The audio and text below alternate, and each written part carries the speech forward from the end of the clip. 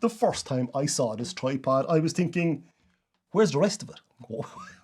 What's going on here? Hello and welcome to my Manfrotto Befree Advanced Tripod review. Now, this is the aluminium version of the Manfrotto Befree Advanced. You can also get a carbon fibre version of it. The advantage of the carbon fibre version is it's stiffer and it's also fractionally lighter.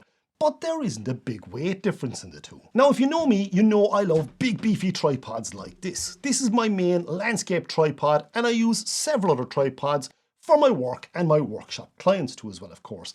But I'm always on the lookout for a decent travel tripod. So come on, let me talk you through my real world experiences with the Manfrotto Befree Advanced Aluminium Tripod.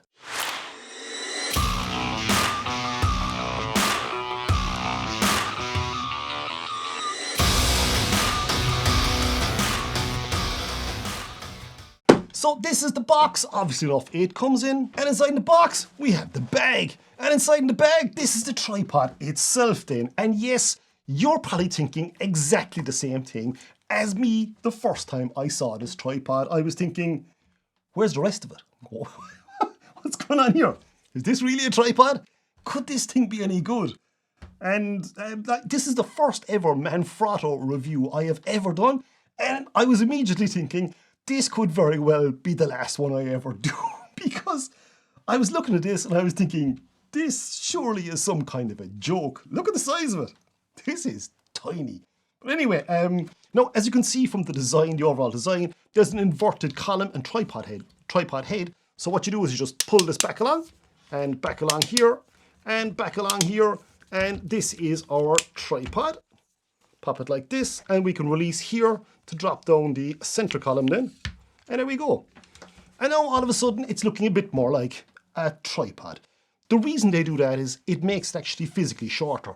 As you can see, that's a lot longer now because the tripod head is sticking above. Whereas when the legs are inverted, it just looks a lot neater, and it fits into suitcases and carrying bags a lot neater too as well. It also looks a lot more discreet if we're going out shooting travel photography, street photography. So yeah, this thing is tiny. How could it possibly be any good? And I'm probably never going to use this, was my exact first thought. Oh, and by the way too as well, Manfrotto did not pay me for this review. It has not been sponsored. Yes, they did send out the tripod for the review, but they haven't paid me anything for it. They haven't had any input in the review, and these are my own genuine thoughts on this product. So yeah, getting back to the Befree tripod itself. And yes, it is super compact, but then again, that's the point of this tripod, to be compact and ultra portable. Now you can also change the angle that the tripod legs can be set at. There's a little leg release clip here, so if I open that or pull that down along, it'll release the catch, and I can pull the leg all the way up. And the reason why I'm showing you this is when I pull it back down along, you'll hear a click here, no, and back in position, that's locked now. I can still pull it down along and it hits the next clip there, yeah, and pull it back up, and that's it. So you can adjust the angle that the tripod legs are set at. Let's say if there was a big rock alongside you at an angle and you had to position your camera in this exact spot, then you can actually put it on top of the rock if it's over here. If there was a slope there, you couldn't actually mount that in position at the normal angle because it'd be catching the slope of the rock, and it just wouldn't hold. The tripod legs then, as I said already, they have the twist lock, so I can literally open that, open that, open that, and I can open them all the way out, and that's the full length of the tripod leg itself, which generally, in all honesty, does me for nearly everything I want. Now, as you can see here, the max height with the center column lowered is 1.265 meters, and with the center column raised, it's 1.5 meters. The center column can also be extended to give you more height yet again. So this, as you can see, is the full height of the center column itself. I'll drop it down a small bit. But in fact, it's actually slightly too much extending the center column, because it's the only slight weak feature of this tripod, as there is a slight bit of wiggle in it. It's only slight, but there is a slight bit of wiggle in it. It's not a design flaw in the tripod. It's just down to pure physics. Nothing this compact is going to be as solid as a traditional tripod.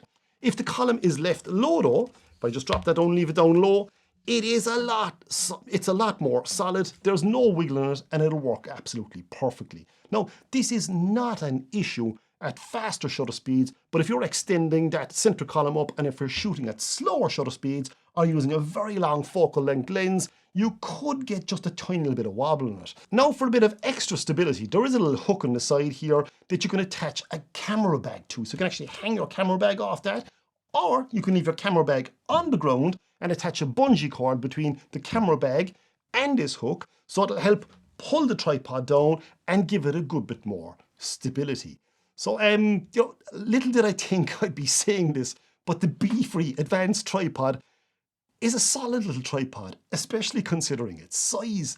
And the funny thing here is we haven't even gotten to the favourite part yet, and that's the ball head. I love this ball head for one specific reason, and that's the friction control knob on the side here. I have another tripod with this control in it, and I absolutely love it. For this one feature alone, I can seriously see this tripod now becoming part of my real estate photography setup. This friction control is something every tripod should have. You see, the dial on the inside here, what you actually do is, when you adjust that, it will adjust the least or the maximum amount of tension applied to the ball head when it's released. So if I open the dial here now completely, that is very, very loose. Now, if I just close it up along, what I'm going to do is adjust this back along here now somewhere. And if I open up the tripod head, it'll move, but I have to apply a lot of pressure to it. So, and if I just release this, turn this back, it's a lot easier to move it now.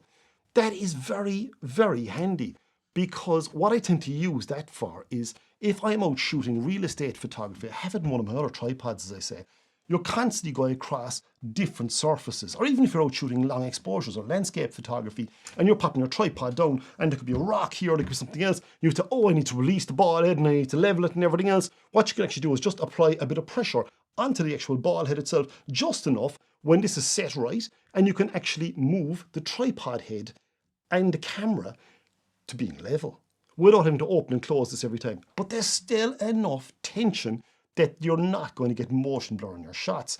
I use that an awful lot in real estate photography because, as I say, different floor levels, if you're taking a shot at a door, which a lot of the time you would be, showing the room, you might have one tripod leg on a bit of carpet, the other on a timber floor or tiles, so they're all slightly different. And what you can do is you can just press down on one side of the camera or on the other side, and you can actually level the camera. Then with your remote shutter release, you can fire off your shot. The camera isn't going to move. So that is absolutely brilliant. And that is something I genuinely think should be on every single camera tripod out there. And I can't understand why it isn't. Now, obviously the actual penning facility or penning control here, penning tension knob is on the side here. So you can just adjust that. You can pen from left to right. So, and you can also put it in tripod mode and in portrait mode. In tripod mode, it is a tripod, you idiot. So you can obviously put it in portrait mode and just lock it back up long then again.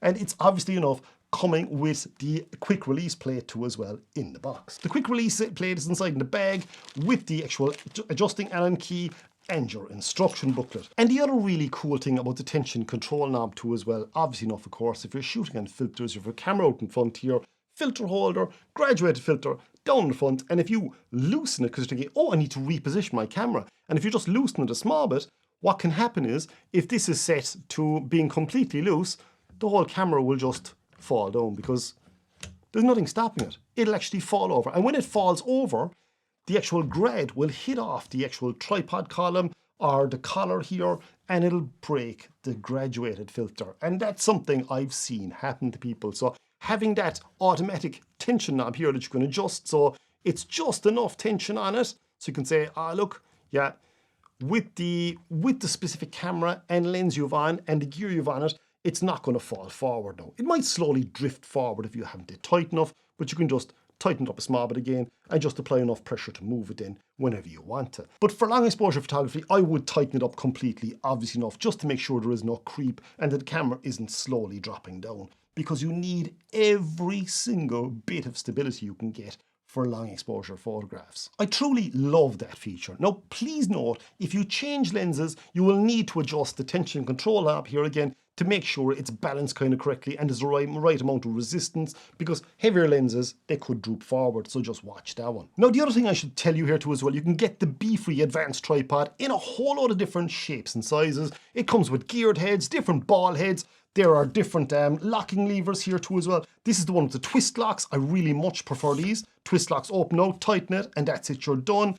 the actual leg clips that open up and down, there's generally metal components in those, and if you use your tripod a lot outdoors, they can tend to corrode and rust quite easily. I much prefer the twist lock sections on these legs. And even as you see, the thinnest leg on this, while it is very thin, there's a very thick walnut, so it seems to be really solid. So Manfrotto have done an incredibly good job on this tripod. Again, more about that in a second. Now, this is really a travel tripod, hence its super compact size and weight and small footprint. But I will have two different uses for it. Well, actually three. And yes, you guessed it, the first will be a travel tripod. Who knew, right?